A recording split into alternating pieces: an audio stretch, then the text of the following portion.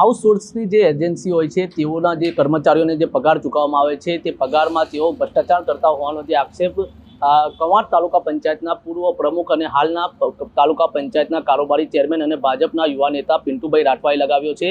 પિન્ટુભાઈ રાઠવાએ આ બાબતે જિલ્લા કલેક્ટરને પત્ર લખી તેમને રજૂઆત કરી છે। એમની પાસેથી પૂરી માહિતી જાણીશું।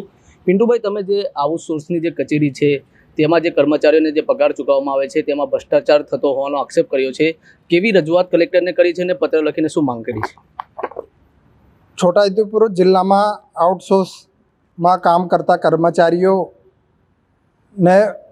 જે પગાર પૂરો નહીં મળતો એના વિશે હું કલેક્ટરશ્રીને પત્ર લખ્યો છે, જેમાં સરકારનો ખૂબ મોટો ફાળો છે કે કર્મચારીઓને ખૂબ સારો પૈસા વળતર મળી રહ્યું છે, પરંતુ જે તે વચ્ચે રહેલી એજન્સીઓ એ પોતે પોતાના ખિસ્સામાં રાખી લે છે। દાખલા તરીકે સરકારે 20,000 રૂપિયા ચૂકવણી કર્યું હોય અને એજન્સીને 20,000 ખાતામાં જાય ત્યારે એજન્સી એક કર્મચારી દીઠ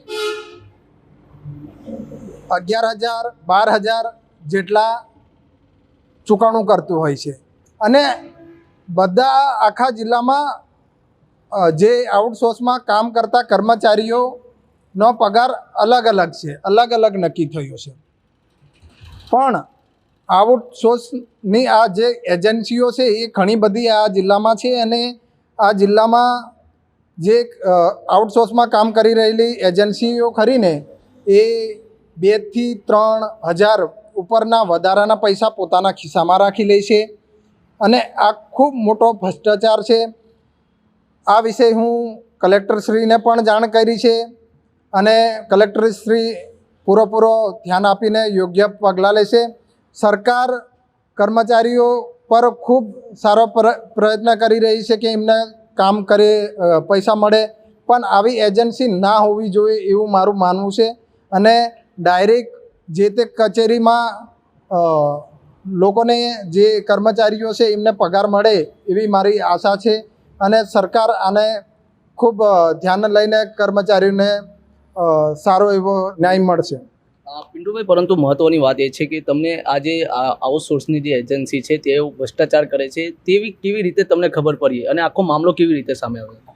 હું કારોબારી ચેરમેન છું અને હું જ્યારે આઉટસોર્સમાં કામ કરતા કર્મચારીઓ વિશે હું જ્યારે ચોપડા લઈને બેઠો હતો ત્યારે હું પગાર વિષય પૂછ્યું કે તમને આ આઉટસોર્સમાં કામ કરતા કર્મચારીઓને કેટલો પગાર મળે છે, ત્યારે અમુકનો અલગ અલગ પૈસા હતા। ત્યારે 19,000 હતા, 20,000, તો તમને પૂરો કેટલો પગાર મળે? તો કે 10,000, કોઈ કે 12,000। તો મેં કીધું 5-6 હજાર બીજા ગયા કંઈ, તો એ તો એજન્સી લઈ લે, તો કેવી રીતે? એમ તો અલગ અલગ ટેક્સ બતાવીને લઈ લે। મેં કીધું આટલો બધો ટેક્સ તો ના હોય છે, પણ થોડો હોય છે, તો આટલું બધું અલગ અલગ હોય?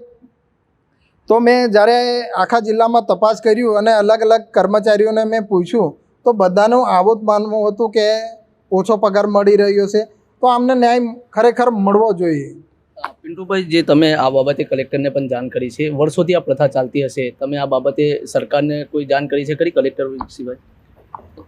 હમણાં કલેક્ટરશ્રી યોગ્ય તપાસ કરશે, પછી ઉપર પણ જાણ કરીશું, પણ હમણાં અત્યારે તો હું કલેક્ટર સાહેબને જ કીધું છે અને બધાને જ ખ્યાલ છે મોટા ભાગે જિલ્લામાં પણ કે આ ખરેખર ખોટું જ એજન્સી કરી રહી છે। આ જે અમારા જિલ્લામાં છે આ ટ્રાઇબલ એરિયો છે, હવે આ ટ્રાઇબલ એરિયામાં મોટા ભાગે લોકો બોલી નહીં શકતા, પોતાની નોકરી સાચવવા માટે તો બોલી નહીં શકતા, તો આનો જે તે એજન્સી લાભ લેતી હોય તો એ ખોટું કહેવાય।